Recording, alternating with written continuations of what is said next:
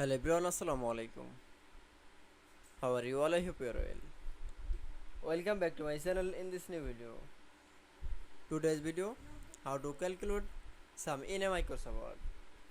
So guys, let's start it. At first, open your document.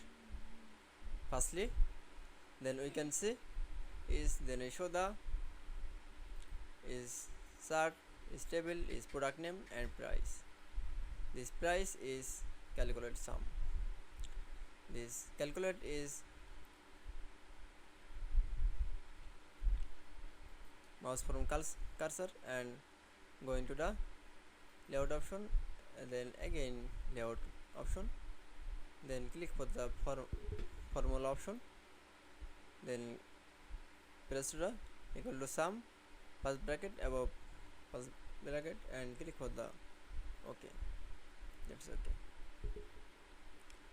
Then total price is 750. Then we show the calculate sum in a Microsoft Word. I hope to enjoy the video. Please like, comment, share and subscribe my channel. Thanks for watching my video.